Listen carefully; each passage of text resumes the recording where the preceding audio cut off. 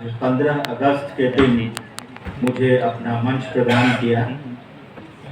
इस कार्यक्रम की अध्यक्षता कर रहे मेरे गुरु, जिन्होंने सचमुच मुझे पटना कॉलेज में पढ़ाया जब मैं बीए का छात्र था, डॉक्टर इम्तियाज अहमद, जिनसे मैंने बहुत कुछ सीखा है। आज जो मैं बोलूँगा उसमें शायद सर का भी योगदान है। जो सीखे उन्होंने दी मुझे पटना कॉलेज में बीए की कक्षा में, बहुत सी बातें उनकी मैंने ग्रहण की। डॉक्टर मोहम्मद फैसल अब्दुल्ला साहब, अभिलेख निदेशक, मेरे अनुज प्रोफेसर अभय कुमार, और महाराष्ट्र से आए कासमी साहब, मंच के सामने बैठे हुए विद्वज्जन, शिक्षक शिक्षिकाएं, शोध छात्र छात्राएं, विद्यार्थियों, लेडीज एंड जेंटलमैन,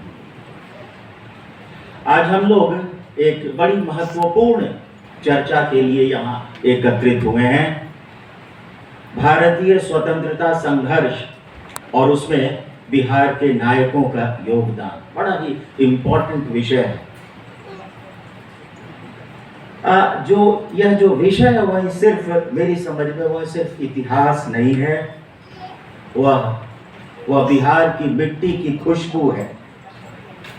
वह उन लाखों अज्ञात बलिदानों की गाथा है। मेरे अनुज प्रोफेसर अभय कुमार ने अज्ञात नायकों का उल्लेख किया, कई नाम भी उन्होंने लिए, मैं भी कुछ नाम लूंगा। तो उन अज्ञात बलिदानों की गाथा है जिन्होंने इस देश को आजाद कराने में अपने जान की आहुति दी। हम सब इतिहास के विद्यार्थी हैं, इतिहास पढ़ते हैं, पढ़ाते हैं। हम सभी एक चीज देखते हैं, नोटिस करते हैं बिहार में रहते हुए या किसी भी प्रांत में रहते हुए कि इतिहास अक्सर दिल्ली, कलकत्ता, बंबई के चश्मे से लिखा जाता है। यदि हम गहराई से देखें तो पाएंगे कि भारतीय स्वतंत्रता संघर्ष में बिहार की भी बड़ी महत्वपूर्ण भूमिका रही है। सत्याग्रह हो, जन आंदोलन हो या सशस्त्र क्रांति हो, हर स्थिति में बिहार ने नेतृत्व प्रदान किया और बिहार की जनता ने उस नेतृत्व का साथ दिया। हम सभी जानते हैं, इस बात से हम सभी परिचित हैं कि चंपारण जो बिहार में अवस्थित है वही गांधी के सत्याग्रह की प्रयोगशाला बनी और यहीं से, चंपारण से ही सत्याग्रह का पूरे देश में प्रसार हुआ। प्रयोगशाला उस स्थान को कहते हैं जहां किसी नए विचार को आजमाया जाता है, कोई नई तकनीक आजमाई जाती है और उसके बाद उसे बड़े पैमाने पर, बड़े स्तर पर लागू किया जाता है। चंपारण 1917 में गांधी के लिए वही प्रयोगशाला बना। गांधी ने चंपारण में सत्याग्रह का भारतीयकरण किया। पहला सत्याग्रह उन्होंने साउथ अफ्रीका में किया, चंपारण में उन्होंने अपने उसी सत्याग्रह का भारतीयकरण किया। यहीं से गांधी की, जैसा कि मेरे अनुज प्रोफेसर अभय कुमार ने कहा, यहीं से गांधी की निर्मिति एक राष्ट्रीय नेता के रूप में हुई। कह सकते हैं कि बिहार ने गांधी को एक राष्ट्रीय नेता के रूप में स्थापित किया। स्वतंत्रता संघर्ष की पहली चिंगारी बिहार में ही भड़की, इसकी चर्चा पहले भी हुई। जगदीशपुर के 80 वर्षीय वीर कुंवर सिंह, आयु ने उनके शरीर को जरूर थका दिया था पर उनका हौसला नहीं थका था। पर मैं कहूंगा कि वीर कुंवर सिंह सिर्फ इतिहास की पुस्तकों के नायक नहीं हैं, वह बिहार के ऐसे स्वतंत्रता सेनानी हैं जो बिहार, पूर्वी उत्तर प्रदेश और झारखंड की लोक संस्कृति में बाबा, बूढ़ा शेर, जगदीशपुर वाले राजा के रूप में आज भी जीवित हैं। लोकमानस में आज भी वे याद किए जाते हैं। लोक साहित्य में उन्हें देवता जैसी उपाधि मिली है। 1857 के बाद से ही 1857 का जो विद्रोह हुआ उसके बाद से ही भोजपुरी, मगही, मैथिली और कई क्षेत्रीय भाषाओं में वीर कुंवर सिंह की गाथाएं गाई जाने लगी। भोजपुर के किसान बिरहा गाते हैं। बिरहा गाते समय कुंवर सिंह को याद करते हैं। 80 बरिस के बूढ़ा, हाथ में तलवार धैले, गोली लागल हथवा, गंगा में दे दिले। आरा के किला हिल गई, अंग्रेजवा भागल। पूर्वांचल में कुंवर सिंह को आल्हा उदल के बाद सबसे बड़ा योद्धा माना जाता है। कुंवर सिंह के लड़ाई नाम से अलग अलग लोक गाथाएं मिलती हैं, जिनमें उनके घोड़े का नाम सरपत था, जिनमें उन लोक गाथाओं में उनके घोड़े सरपत, उनकी तलवार और गुरिल्ला युद्ध का वर्णन है। 26 अप्रैल 1858 को उनकी मृत्यु के पश्चात महिलाओं ने सोहर और निर्गुण शैली में गीत गाए। जगदीशपुर सूना हो गई रे, हमार राजा चल गई रे। अंग्रेजवा के छाती पर चढ़ के लड़ले बूढ़ा बाबा, हाय रे जगदीशपुर सूना हो गई। के लड़ही अब अंग्रेजवा से, के बचइए गरीब किसनवा के।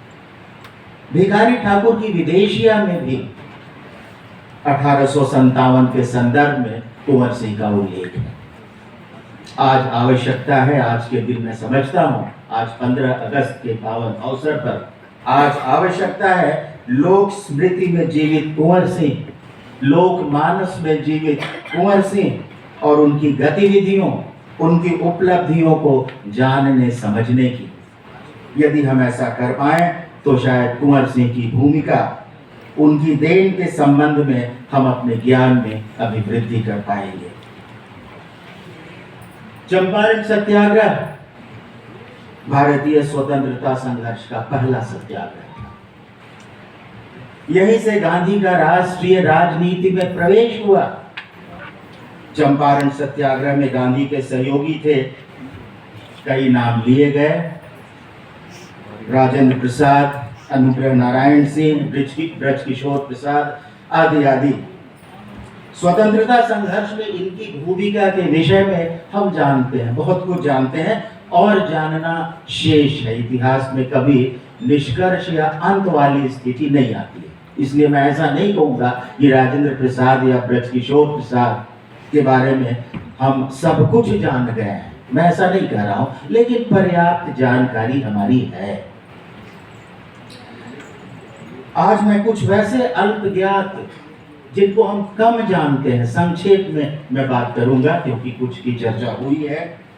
अल्पज्ञात स्वतंत्रता सेनानियों के विषय में बात करूंगा, जिनकी भारतीय स्वतंत्रता संघर्ष में बड़ी महत्वपूर्ण भूमिका थी, पर जिन्हें जानकारी के अभाव में इतिहास एवं साहित्य की पुस्तकों में, तो नोट कीजिए मैं कह रहा हूं जानकारी के अभाव में, और दूसरा कोई कारण मैं नहीं समझता हूं।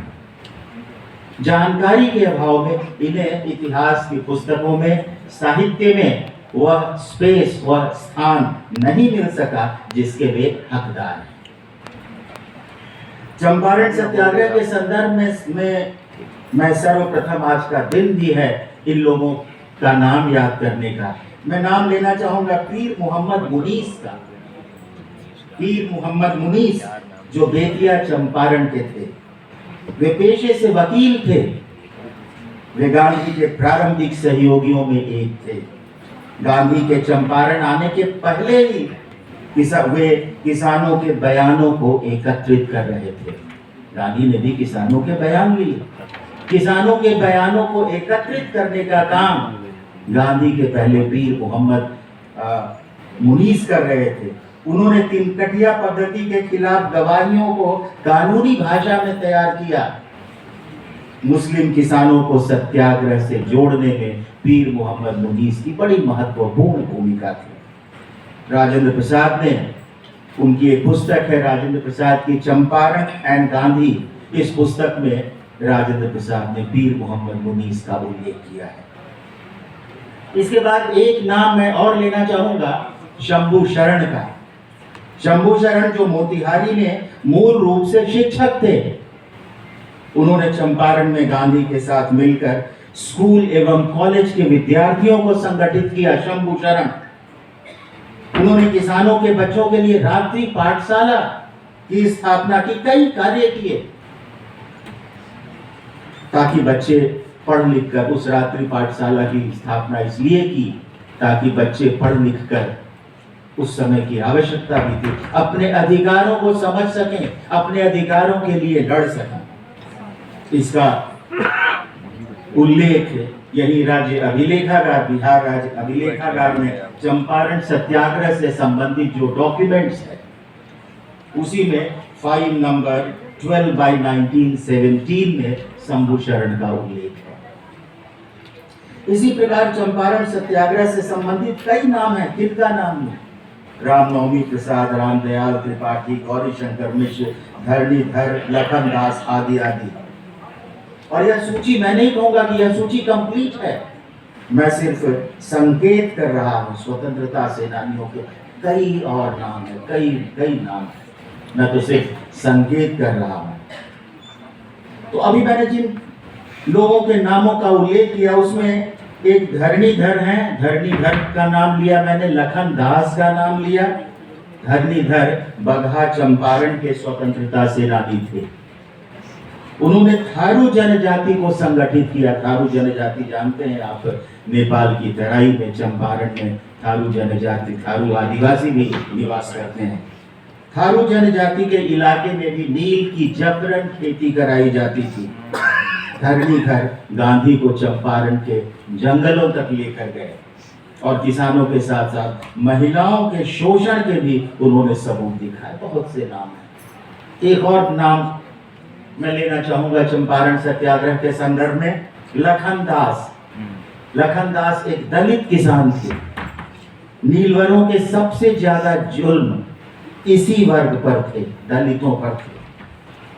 सबसे पहले उन्होंने ही गांधी को अपने पांव की बेड़ी दिखाकर कहा था, बाबा हमरा पैर में यही बंधन है, बाबा हमरा पैर में यही बंधन है। लखनदास के बयान के बाद ही, बड़ा इंटरेस्टिंग है, लखनदास को पढ़ना, उनके बारे में और अधिक जानकारी प्राप्त करना बड़ा ही इंटरेस्टिंग, बड़ा रोचक और बड़ा ही एनलाइटनिंग होगा। लखनदास के बयान के बाद ही गांधी ने मानव गरिमा, ह्यूमन डिग्निटी को अपने आंदोलन का मुद्दा बनाया। अब कुछ असहयोग एवं सविनय अवज्ञा आंदोलन में देखते हैं बिहार के नायकों की क्या भूमिका थी। असहयोग एवं सविनय अवज्ञा आंदोलन में जो ज्ञात नाम हैं, उनके अलावा राजेंद्र प्रसाद, सब आप जान, Rajendra Prasad, Sachidanand Sinha, Jayaprakash Narayan, Shri Krishna Singh, Anugrah Narayan Singh and so on. एक पंडित रामदयाल सिंह थे जो पटना कॉलेज में प्रोफेसर थे, पंडित रामदयाल सिंह। उन्होंने अपनी नौकरी छोड़ दी थी। एक प्रोफेसर जिनके विषय में हम अधिक नहीं जान रहे हैं, हमें जानना चाहिए। एक प्रोफेसर, उन्होंने अपनी नौकरी छोड़ दी और असहयोग आंदोलन में भाग लिया। जेल भी गए। मुजफ्फरपुर के बिंदेश्वरी प्रसाद वर्मा लोकनायक के रूप में जाने जाते थे। हजारीबाग के कृष्ण वल्लभ साहब कई थे। भागलपुर के गंगा शरण सिंह भागलपुर के गांधी के रूप में जाने जाते थे। ऐसे कई नाम हैं। भीखू देवी एक आदिवासी महिला थी। सब जगजीवन बाबू कई हैं। तो असहयोग एवं सविनय अवज्ञा आंदोलन का महत्व यह है, अन्य राज्यों की तरह बिहार के संदर्भ में भी मैं यह कहना चाहूंगा कि अन्य राज्यों की तरह बिहार ने स्वतंत्रता आंदोलन को, भारतीय स्वतंत्रता आंदोलन को बुद्धिजीवियों के एक्सक्लूसिव डोमेन से निकालकर, यह अब तक बुद्धिजीवियों के डोमेन में था, एक्सक्लूसिव डोमेन में था, बुद्धिजीवियों के एक्सक्लूसिव डोमेन से निकालकर किसानों और मजदूरों तक पहुंचा दिया। यह बिहार के स्वतंत्रता सेनानियों की बहुत बड़ी उपलब्धि थी।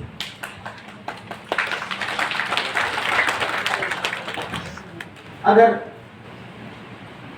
कुछ जनरल वे में कहना पड़े कि चंपारण सत्याग्रह असहयोग आंदोलन और सविनय अवज्ञा आंदोलन में इन अल्पज्ञात नायकों की क्या भूमिका रही? तो मैं तो यही कहूंगा कि ये जमीनी स्तर के सेना नायक थे, जमीनी स्तर के स्वतंत्रता सेनानी थे। उन्होंने गांव के स्तर पर कांग्रेस की कमेटी, कांग्रेस की समिति गठित की। हर गांव में हरिजन उद्धार हेतु कई तरह के कंस्ट्रक्टिव कार्य भी किए। उन्होंने खादी का प्रचार किया गांव में, हर गांव में खादी का प्रचार किया, हर गांव में हरिजन उद्धार हेतु कार्य किए, हर गांव में महिला प्रचार हेतु, महिला शिक्षा का प्रचार प्रसार हेतु प्रयास किया। और कई ने अपनी भाषा में, क्षेत्रीय भाषा में, मगही में, भोजपुरी में, मैथिली में, अंगिका वज्जिका में कविताएं लिखी, नाटक लिखे। गांव की भाषा में नाटक पत्रिका से गांव-गांव तक स्वराज और स्वतंत्रता का संदेश पहुंचाने का महत्वपूर्ण कार्य किया। तो असहयोग आंदोलन हो, चाहे चंपारण सत्याग्रह या सविनय अवज्ञा आंदोलन, यह सिर्फ बड़े नेताओं का आंदोलन नहीं था। पटना के प्रोफेसर, भागलपुर के वकील, शाहाबाद की आदिवासी महिला, दरभंगा के कवि, किसान, मजदूर, बिहार के इन्हीं लोगों ने भारतीय स्वतंत्रता आंदोलन को एक जन आंदोलन के रूप में परिवर्तित किया है। इतिहास में इनके नाम कम है, पर बिहार के हर जिले, हर गांव में इनकी वजह से ही कांग्रेस की जड़ें मजबूत हुई। गांधी ने कहा था, स्वराज तब आएगा जब गांव का आखिरी आदमी लड़ेगा। यही थे वे आखिरी आदमी, स्वतंत्रता आंदोलन के आखिरी आदमी। आप सभी भारत छोड़ो आंदोलन में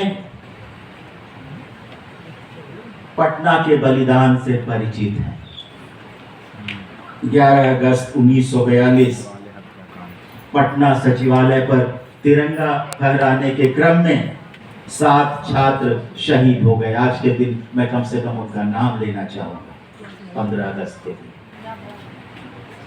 रामानंद सिंह, सतीश झा, जगपति कुमार, राम गोविंद सिंह, देवीपद चौधरी, राजेंद्र सिंह और रामानंद तिवारी।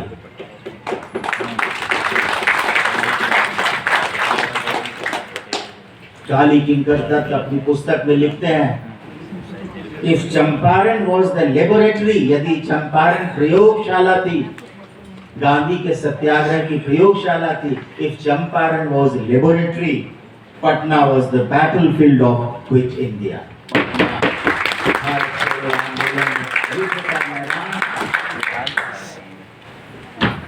इस एक घटना ने बिहार को भारत छोड़ो आंदोलन की, इस एक घटना ने बिहार को भारत छोड़ो आंदोलन की राजधानी बना दिया। पटना सचिवालय कांड को भारत छोड़ो आंदोलन का भावनात्मक टर्निंग पॉइंट कह सकते हैं। इसने सिद्ध कर दिया कि जब शीर्ष नेतृत्व जेल में हो तो जनता स्वयं नेतृत्व ले सकती है, जनता स्वयं नेतृत्व कर सकती है। इन 7 शहीदों में क्या महत्व था, इसका क्या दिखा इस समय? इन 7 शहीदों में उम्र में सर्वाधिक बड़े जगतपति कुमार थे। आप कल्पना कीजिए, ये आप इमेजिन कीजिए इनकी उम्र की, जिस जोश और उत्साह से इन्होंने अपनी जान दी। उम्र में सबसे बड़े जगतपति कुमार थे, जो स्थानीय बीएन कॉलेज के विद्यार्थी थे। अन्य सभी 17 वर्ष या उससे कम उम्र के थे, 9वीं और 10वीं क्लास के छात्र थे। यही कोई पुनपुन हाई स्कूल के थे, एक मिलर हाई स्कूल के थे, एक पटना हाई स्कूल, एक राममोहन राय सेमिनरी, एक पटना कॉलेजिएट स्कूल के छात्र थे। 16 और 17 साल के बच्चे। भारतीय स्वतंत्रता आंदोलन को यह बिहार की सबसे बड़ी देन मानी जा सकती है। एक नया भारत जन्म लेता हुआ दिख रहा था, एक नया भारत जन्म लेता हुआ इनकी शहादत से ऐसा लगा कि एक नए भारत का जन्म हो रहा है, जिसके नायक स्कूल के बच्चे थे, जिसे देश की स्वतंत्रता की खातिर मौत का खौफ नहीं था। यहाँ एक इम्पोर्टेंट बात मैं कहना चाहूँगा। प्रोफेसर अभय जी आर्काइव्स में बहुत गहन अध्ययन करते हैं, बहुत बढ़िया काम कर रहे हैं। हम लोग तो बस ऊपर ऊपर ठहर जाते हैं, ये बहुत गहराई में जाते हैं प्रोफेसर अभय कुमार, और गहराई में जाकर बड़े बड़े अच्छी अच्छी मोतियाँ चुन कर लाते हैं। इनको जानकारी होगी, लेकिन आप लोगों के लिए, आप लोगों में से भी कुछ इस बात को जानते होंगे। मैं दिनांक 11/8/2017 को द टेलीग्राफ में प्रकाशित दीपक मिश्र की एक स्टोरी थी, एक रिपोर्ट थी, उसका उल्लेख करना चाहूंगा। इस रिपोर्ट की, इस स्टोरी की का शीर्षक था missing the 8th fighter, missing the 8th fighter, the unsung hero of quit India. इस स्टोरी में दीपक मिश्र दिनांक 22/9/48 को पटना के जिलाधिकारी कार्यालय से निर्गत एक प्रमाण पत्र का उल्लेख करते हैं। जिलाधिकारी डिस्ट्रिक्ट मैजिस्ट्रेट के ऑफिस से एक प्रमाण पत्र इशू किया गया, उसका उल्लेख करते हैं और कहते हैं कि शहीद स्मारक के साथ, शहीदों के साथ एक रामकृष्ण सिन्हा भी थे, जिनकी चर्चा हम लोग नहीं करते हैं, जिन्हें हम लोग लगभग विस्मृत कर चुके हैं। रामकृष्ण सिन्हा जो साथ के अलावा एक दीपक मिश्र कहते हैं कि जब गोली चल रही थी और एक एक कर जब विद्यार्थी शहीद होते जा रहे थे, ठीक उसी समय रामकृष्ण सिन्हा एक माली की वेशभूषा में सचिवालय परिसर में प्रवेश करते हैं और सचिवालय भवन पर ऊपर चढ़कर तिरंगे को फहरा देते हैं, तिरंगे को लहरा देते हैं। रामकृष्ण सिन्हा उस समय पटना कॉलेज के विद्यार्थी थे, जहां कभी मैं भी विद्यार्थी रहा, मुझे गर्व है यह बताने में। 3rd ईयर के स्टूडेंट थे। दीपक मिश्र बताते हैं कि 1984 में रामकृष्ण सिन्हा की मृत्यु हुई। यहाँ मैं मुजफ्फरपुर की एक घटना का उल्लेख करना चाहूंगा। बिहार की बड़ी महत्वपूर्ण घटना थी, जिसे मेन स्ट्रीम हिस्ट्री में हमने लगभग नजरअंदाज किया है। 20 अगस्त 1942 की यह घटना मुजफ्फरपुर जेल पर हमला से संबंधित थी। बड़ी महत्वपूर्ण घटना थी। हम लोग पटना के साथ शहीदों के विषय में जानते हैं, कोई भी किताब हो, मेन स्ट्रीम हिस्ट्री की किताब, उसमें उसकी चर्चा है। मेरी समझ में मुजफ्फरपुर जेल पर जो हमला हुआ, यह कम महत्वपूर्ण घटना नहीं थी। 1942 के आंदोलन में यह बिहार की सबसे बड़ी और सबसे संगठित हिंसक घटना थी। पटना और मुजफ्फरपुर की इन घटनाओं में अंतर है। यह एक हिंसक घटना थी। इसे तिरहुत का बगावत भी कहते हैं। जेल पर हमले की योजना, जेल पर हमला किया गया मुजफ्फरपुर सेंट्रल जेल पर। इसकी योजना Congress socialist party, Congress Samajwadi party की मुजफ्फरपुर इकाई ने बनाया था। बिहार के हमारे ऐसे ही एक नायक थे मुजफ्फरपुर के। इसमें मुख्य भूमिका जो थी, मुख्य नायक जो थे, सुरेंद्र नाथ द्विवेदी, और छात्र नेता तो और थे भी। 20 अगस्त 1942 को हजारों छात्र और किसान, ध्यान दीजिए, छात्र और किसान, हजारों छात्र और किसानों ने जेल तोड़ो, भाइयों को छुड़ाओ, जो जेल में बंद हो गए थे 1942 के आंदोलन में। 20 अगस्त, ध्यान दीजिए, 9 अगस्त को जेल भरना शुरू हो गया था। 20 अगस्त को जेल तोड़ो, भाइयों को छुड़ाओ के नारे के साथ मुजफ्फरपुर सेंट्रल जेल पर हमला करते हैं छात्र और किसान। भीड़ का नेतृत्व लंगट सिंह कॉलेज के छात्रों ने किया। पुलिस ने पहले लाठीचार्ज किया और फिर फायरिंग हुई, जिसमें ऑफिशियल रिपोर्ट है 7, लेकिन ऐसे अन्य लोगों की रिपोर्ट जो है 20 लोग इस फायरिंग में मारे गए। तो भारत छोड़ो आंदोलन, यह घटना बड़ी महत्वपूर्ण थी। भारत छोड़ो आंदोलन एक जन आंदोलन का रूप तो ले ही चुका था। इस घटना के बाद भारत छोड़ो आंदोलन और अधिक उग्र हो गया और मुजफ्फरपुर जेल पर हमले की यह घटना बड़ी महत्वपूर्ण है। यह एक यूनिक घटना है। इस हमले को, ये मुजफ्फरपुर जेल पर जो हमला हुआ, इसको 1942 में बिहार की किसान छात्र एकता का प्रतीक माना जा सकता है। It's a unique thing. किसानों और छात्रों की एकता दिखी। किसान छात्र एकता, एक किसान और छात्र मिलकर हमला करते हैं। तो मैं कहना चाहूंगा कि पटना सचिवालय गोलीकांड और मुजफ्फरपुर जेल हमला दोनों ही घटनाएं 1942 के भारत छोड़ो आंदोलन में बिहार की सबसे बड़ी शहादत की घटनाएं थी। पटना सचिवालय गोलीकांड को गांधी ने बिहार का जलियांवाला बाग कहा। पटना सचिवालय में जो घटना हुई उसको गांधी ने बिहार का जलियांवाला बाग कहा।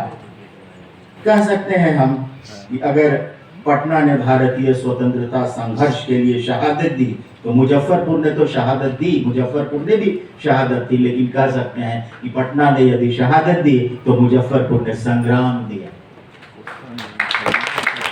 दोनों मिलकर बिहार को 1942 के आंदोलन की राजधानी बना दिया। बिहार राजधानी बन गया। संपूर्ण भारत में भारत छोड़ो आंदोलन चल रहा है। भारत छोड़ो आंदोलन की राजधानी कहाँ थी? भारत छोड़ो आंदोलन की राजधानी बिहार थी, और ऐसा बिहार के नायकों ने बनाया।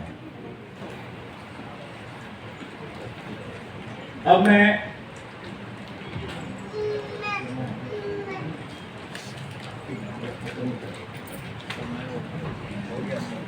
आज का दिन ऐसा है और जो टॉपिक है उसमें हर आदमी प्रसन्न है, उत्साह से भरा हुआ है, कुछ न कुछ कहना चाहता है। एक मैंने तो बेनीपुरी जी, रामवृक्ष बेनीपुरी डायरेक्टली इन्वॉल्व थे। फणीश्वर नाथ रेणु, रामधारी सिंह दिनकर डायरेक्टली भारत छोड़ो आंदोलन, और बेनीपुरी जी उसके पहले भी आंदोलन में। दिनकर की एक बात कहकर मैं अपनी बात को समाप्त करूंगा। 1942 में जब गांधी ने करो या मरो का नारा दिया, डू और डाई, तब दिनकर की कलम बिहार यूपी के युवाओं के लिए सबसे बड़ा हथियार बन गई। उनकी कविताओं को साइक्लोसाइक करके, हाथ से नकल करके गुप्त रूप से बांटा जाता था। उनकी एक कविता है जो बड़ी पर्चों में उसको लिखकर बांटा जाता था। सिंहासन खाली करो की जनता आती है। जब यहाँ शहीदों को श्रद्धांजलि दी गई थी, पटना के 7 शहीदों को, तो इसी गीत के साथ श्रद्धांजलि दी गई थी। और यह गीत पर्चों पर लिखकर गांव-गांव में लोगों तक बांटा जाता था। सिंहासन खाली करो की जनता आती है। पुलिस इसको पढ़ने पर भी गिरफ्तार कर लेती थी। फूट फूट कर रोता है भारत माँ का लाल। ऐसे कई उदाहरण हैं। बिहार राज्य अभिलेखागार में जो दस्तावेज हैं, डॉक्टर मोहम्मद फैसल अब्दुल्ला साहब बड़ा अच्छा काम कर रहे हैं। मैं तो इनके समय में पहली बार आ रहा हूँ। एक बड़ा अच्छा लगा कि बड़े अच्छे ऑर्गेनाइजर भी हैं और इनके बारे में मैं सुनता भी रहा हूँ। बहुत अच्छा काम कर रहे हैं। पहले मैं आया करता था इनके रिजीम में, शायद मैं पहली बार आया हूँ, लेकिन देखकर मुझे बड़ी प्रसन्नता हुई। बिहार राज्य अभिलेखागार के दस्तावेजों के अनुसार 1942 में पटना और दरभंगा में पकड़े गए जो पर्चे थे, जो सर्कुलर थे, जो पैम्फलेट्स थे, जो गांव-गांव में बांटे गए थे, उनमें 40% से ज्यादा पर्चे दिनकर की कविताओं से।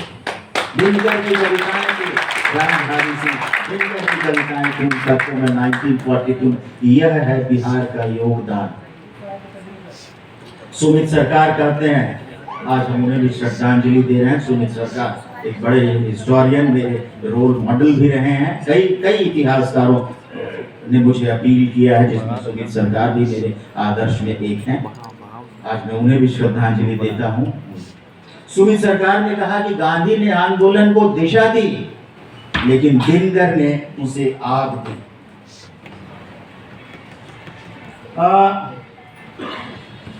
रेणु के विषय में ज्ञानेंद्र पांडे कहते हैं, ज्ञानेंद्र पांडे रेणु को सबाल्टर्न इतिहास का पहला साहित्यिक दस्तावेज कहते हैं। तो ऐसी स्टडी हुई है, दिनकर को भी स्टडी करने की जरूरत है। फणीश्वरनाथ रेणु को भी अध्ययन करने की जरूरत है। उनके साहित्य में इतिहास है, और यह इतिहास बिहार का क्या योगदान रहा स्वतंत्रता संघर्ष में, इस पर बहुत सारी जानकारी देता है। हम कह सकते हैं कि दिनकर ने कलम से आंदोलन को आग दी, दिनकर ने कलम से आंदोलन को आग दी। जेपी ने, जयप्रकाश नारायण ने संगठन दिया, ऐसा भी हम कह सकते हैं। और रेणु ने उस आग की राख को समेटकर उसे कहानी बना दिया। 1942 का आंदोलन रेणु के लिए एक आंदोलन नहीं था, वह उनकी साहित्यिक प्रयोगशाला थी। बहुत सी बातें हैं करने के लिए। बड़ा अच्छा लग रहा है मुझे, इतने लोगों के साथ मैं अपने विचार शेयर कर सका। मंच पर मेरे गुरुवर भी हैं, मेरे अनुज हैं, बड़े विद्वान हैं। सामने विद्वान शिक्षकों को मैं देख रहा हूँ, कई लोगों को मैं देख रहा हूँ, कई परिचित चेहरे हैं, कई अपरिचित भी हैं। ये सब बड़े विद्वान शिक्षक, आप लोगों ने बहुत ध्यान से मुझे सुना है। के दत्त की बात से मैं समाप्त करूंगा अपनी बात को। के दत्त कहते हैं कि यदि गुजरात ने गांधी दिया तो बिहार ने गांधी को भारत दिया, बिहार ने गांधी को भारत दिया। बिहार के बिना भारतीय स्वतंत्रता आंदोलन का इतिहास अधूरा है। बिहार ने केवल खून नहीं दिया, उसने खून के साथ विचार भी दिए। इतिहास लेखन में एक नया ट्रेंड है, मैं शोधार्थियों के लिए कहना चाहूंगा। अब फोकस ऑल इंडिया से हटकर लोकल पर है, और लोकल मैं किसी आइडियोलॉजी की बात नहीं कर रहा हूं, मैं विशुद्ध रूप से एकेडमिक बात कर रहा हूं। आज आवश्यकता ऑल इंडिया से हटकर लोकल पर फोकस है, अखिल भारतीय से हटकर आज स्थानीय पर फोकस है। बिहार में स्वतंत्रता संघर्ष की भूमिका, स्वतंत्रता संघर्ष में बिहार के नायकों की भूमिका, ऐसे विषय का चयन कर एक बिहार राज्य अभिलेखागार निदेशालय ने बड़ा ही अच्छा काम किया है। मैं समझता हूँ यह कार्य आगे बढ़ता चले। आपको बहुत बहुत धन्यवाद।